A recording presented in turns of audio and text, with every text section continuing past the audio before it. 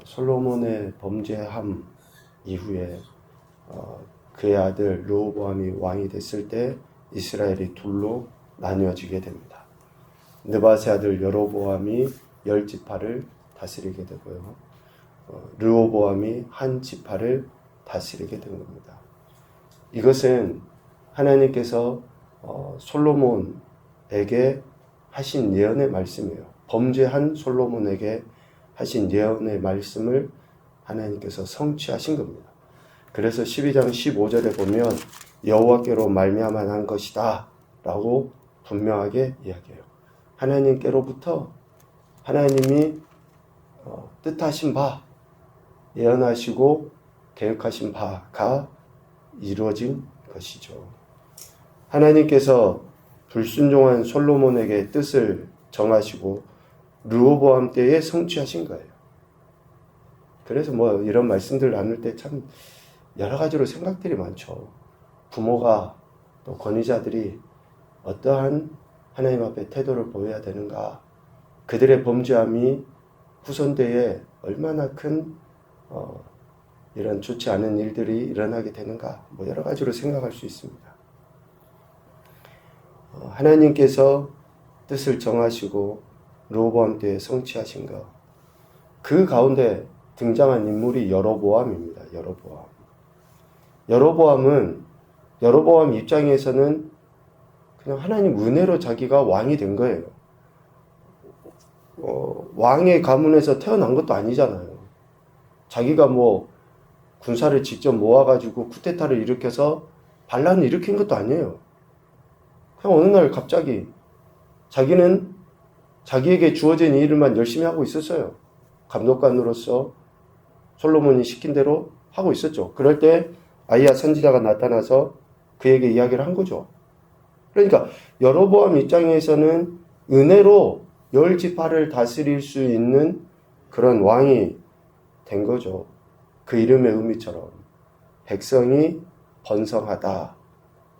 자기의 힘으로, 노력으로, 능력으로 가문의 배경으로 된 게 아니라 하나님께서 그저 그를 택하셔서 10지파를 다스리는 왕이 되게 한 거죠. 그렇게 하나님의 은혜로 왕이 된 여로보암에게 하나님이 경고의 말씀으로 권면하셔요. 축복의 말씀으로 권면이 아니라 경고의 말씀으로 권면하시는 내용이 11장 38절이에요.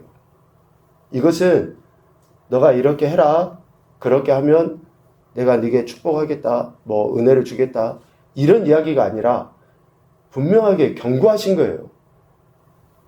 하나님께서 우리에게 구원의 은혜를 베풀어 주시고 값없이 사랑을 베풀어 주시잖아요. 그렇게 값없이 베풀어 주신 은혜에 대해서 우리가 감당해야 될 책임을 하나님은 경고하셔요. 경고.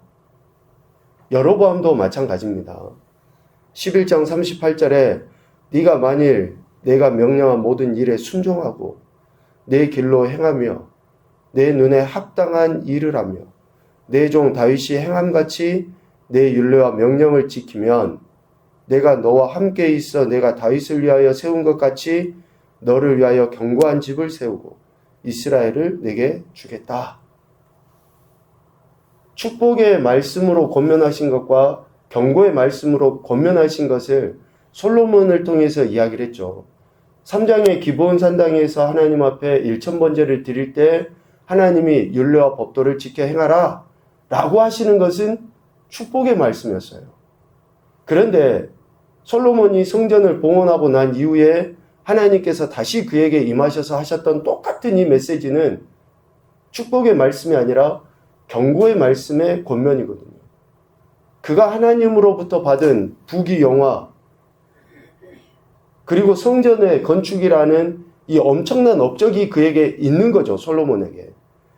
그랬을 때에 하나님을 만홀히 여기고 잊어버리지 않도록 다시 나타나셔서 경고하신 것, 그것과 같이 오늘 여로보암에게도 아무것도 없었던 그에게 10지파를 주시면서 하나님이 경고하신 거죠. 여로보암은 이 경고의 말씀에 순종했어야 합니다. 거저받은 은혜에 대한 책임을 여로보암은 순종이라는 것을 통해서 나타나 보였어야지 돼요. 그저 구원받은 우리는 모든 것에 하나님의 말씀에 그저 순종해야 될 책임밖에 없어요. 그러나 여로보암은 불순종했죠. 철저하게 하나님을 만홀히 여기는 교만, 어리석음, 두려움을 나타내 보이게 됩니다. 그것이 오늘 25절 이하에 나온 내용인데요. 두 가지의 모습으로 이런 교만과 어리석음이 나타나요. 첫째는 정치적인 입지를 강화하기 위해 힘쓰는 것으로 나타나요. 하나님께서 성을 지키지 아니하시는데 어떻게 성이 온전할 수 있습니까? 하나님께서 보호하시지 않는데 아무리 우리가 힘쓰고 애쓰고 지킨다 할지라도 그것이 온전하겠냐고요. 그런데 여로보암은 왕이 된 이후에 가장 먼저 에브라임 산지에 세겜을 건축합니다. 수도를 정비한 거죠. 정치적 입지를 강화하기 위하여 자기가 살고 있는 그 땅, 살아야 될 그 땅을 정비하고 경비를 강화시키는 거예요. 25절에 나와 있는 브누엘은 그 브니엘이죠. 창세기 32장에 나와 있는 야곱이 하나님을 대면해 보았던 그곳입니다. 그곳을 더욱더 강건하게 견고하게 건축을 해 나가요. 정치적인 그리고 종교적인 중심지가 없었던 북이스라엘 땅에 그렇게 정치적, 종교적인 입지를 강화시켜 나가기 위해서 건축하는 행위를 보이는 거죠. 요새화시켜 나갔다라는 것입니다. 세겜을 정치적인 구심점으로 또 브누엘을 자신의 그 성을 이렇게 더 강화시킬 목적으로 브누엘을 새롭게 더 요새화시키는 그런 일을 한 것이죠. 여로보암이 하나님의 말씀에 순종하기보다는 자신의 그 왕국을 스스로 만들려고 하는 그런 행태를 보인 거예요. 그 뒷받침이 바로 26절입니다. 그의 마음에 스스로 이르기를 하나님의 말씀과는 상관없이 자신 스스로 그렇게 생각하는 거예요. 여로보암에게는 한 가지만 있잖아요. 하나님께서 그에게 열 지파를 주시면서 하셨던 그 말씀에 대한 순종만 있으면 돼요. 그런데 그 말씀에 순종하지 아니하고 스스로 이르기를, 말씀에 불순종한 여로보암에게는 두려움이 임하게 됩니다. 두려움이. 나라가 이제 다윗의 집으로 돌아가리로다. 하나님께서는 열 지파를 분명하게 여로보암에게 주셨죠. 그러나 말씀에 불순종하니까 그의 마음에 두려움이 임하게 됩니다. 어떤 두려움입니까? 27절. 이 백성이 예루살렘에 있는 여호와의 성전에 제사를 드리고자 하여 올라가면 백성의 마음이 유다 왕 르호보암에게로 돌아가서 자신은 죽이고 르호보암을 섬기게 될 것이다 라고 하는 그런 염려, 두려움이 그에게 생기는 거예요. 하나님의 말씀을 거역하고 위배하면 반드시 이러한 두려움이 임하게 돼 있습니다. 반드시. 여러분, 이치가 똑같아요. 아이들이 부모의 말씀을 거절하고 불순종하잖아요. 그러면 반드시 두려움이 임하게 돼요. 그러니까 숨게 되고 피하게 되고 감추게 되고 더 오버해서 행동하게 되고 더 거칠게 나가게 되고 그렇게 하는 거예요. 그럴 때가 꼭 옛날에는 중2라 그랬는데 요즘에는 초등학교 막 고학년 그런 아이들이 되는 거예요. 그러면서 막 더 강하게 자신을 드러내 보이죠. 지금 여로보암의 행태가 초등학생 지금 고학년과 같은, 소위 질풍노도의 시기와 같은 그러한 행태예요. 하나님의 말씀을 거절하니까 자신 안에 이런 두려움이 엄습하고 두려움이 엄습하니까 28절 이하에 더 오버해서 옳지 않은 일을 행하게 되는 그러한 모습을 지금 여로보암이 보이게 되는 거죠. 11장 38절에 하나님께서 여로보암에게 하셨던 말씀에 순종만 했으면 자신의 수고로 집을 견고하게 세울 필요도 없이 하나님께서 견고하게 세워주실 것이고 온 이스라엘을 그에게 주어서 평안하게 다스릴 수 있게 될 것이었는데 그 하나님의 말씀에 불순종함으로 인해 마음에는 두려움이 임하게 됐고 그 두려움은 자신을 왕으로 세우신 하나님을 거역할 뿐만이 아니라 자기 스스로 왕이라는 그 정체성을 뭐라 그럴까요? 부인했다 그럴까요? 27절 말미에 그랬잖아요. 유다 왕된 그들의 주 르호보암에게로 돌아가서 자기가 왕인데 르호보암이 왕이라고 자기 스스로도 그렇게 고백을 해버리는 거예요. 얼마나 지금 여로보암의 그 두려움의 모습이 이렇게 나타나 보이는지를 알 수 있죠. 이러한 불순종에 의한 두려움은 계획적으로 더 큰 어리석음으로 나타나기 마련입니다. 계획적으로. 28절에 이에 계획하고, 여기서 계획하다라는 그 말은 악을 도모하는 것에 대한 행태를 이야기하죠. 그것도 한 번, 두 번의 이야기 아니라 끊임없이 지속적으로 하는 행태를 이야기해요. 악을 도모하고 반역을 일삼는 일이 계속된 것을 계획하고 그런 의미로 표현을 하고 있습니다. 그래서 두 금송아지를 만들어서 이것이 너희를 애굽 땅에서 인도하여 올린 너희의 신들이다 라고 이야기를 합니다. 28절에. 이 이야기는 매우 안타까운 이야기죠. 금송아지를 만들어서 애굽 땅에서 인도하여 올린 너희들의 신이다. 이것은 뭐예요? 하나님의 언약 자체를 거부한 거예요. 하나님의 언약 자체를 거부했다는 것은 출애굽한 그 사건 이것 자체를 부인하는 거고 지금 이스라엘이라는 민족 자체의 정통성을 완전히 부인하는 그런 말이에요. 그래서 아론이 이러한 일을 범함으로 인해서 죽임을 당하는 거 아닙니까, 결국은.